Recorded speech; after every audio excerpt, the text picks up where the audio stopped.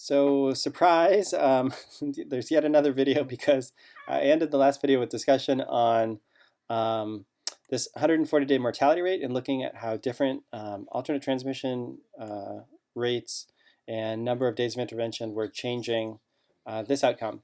But it occurred to me that that sort of percentile is definitely interesting to look at, but it's less interpretable than absolute numbers of people from a policy-making standpoint, from a public interest standpoint. If we can actually put this percent into real numbers of people that are deceased, that's probably a more meaningful and appropriate measure. So that's quite simple to do. I'm just going to left-click on this, drag it down. So we have 140-day mortality rate. If we look at absolute number, absolute, let me call it total number deceased at day 140.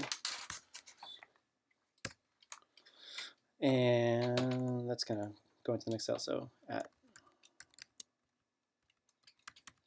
let's call it day 140. This is going to be a cell reference. So you simply hit the equal sign, and then you want to reference the value for at day 140, the number deceased. So column H is your time in days. So I'm going to go down there to where there's a 140 here, and I want to sample from column T, which is the number deceased. So when H is 140, I want to know what the value of T is. So I'm scrolling down. Okay, and so it is right here in row 146. I'm just going to left click that. You hit enter, and now that's put that value into the cell there. And I always find it hard to interpret these because my eyes get confused as I look across and there's no commas. So I'm going to format that to put some commas in. So right now it's set to general. I'm going to switch this to number. I'm going to use a comma as a separator. And this is still displaying a little strange because it's giving a decimal point. Because people are whole entities, there's not a 0.1% of a person. We're going to move that to a 0, so no decimal places. And now we can more easily see it's 111,000 people that we would expect to be deceased at day 140 from coronavirus with these sort of policies in place. Now we can play with these numbers. So this was with really aggressive measures. If we back off on the aggressivity of it, if we put it at 0.8, let's say, you see that the total number deceased has now gone to 202,000. So that's about a 90,000 person increase, which is, I think, better to communicate your findings. So it's than simply looking at the percentile. And then we can look at if we back off on the days of intervention. If we only do 10 days of intervention, so even weaker, you've got an additional 30,000 almost increase. And if we make this more stringent,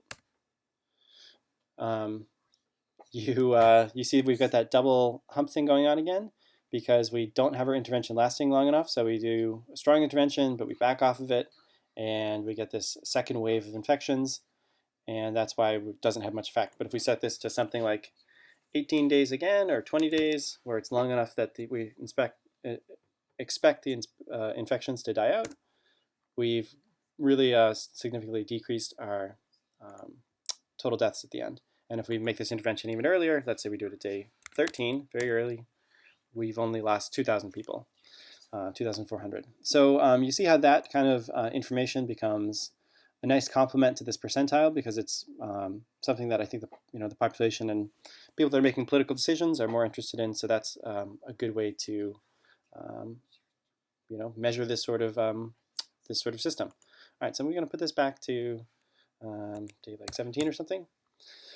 And I'm going to do one more video to show, maybe there'll be more, but I'll do one more video to show how we might want to add a variable to look at something besides just the total number deceased or this mortality rate, but an actual, like an additional outcome of that sort of mortality. All right, so I will stop this video.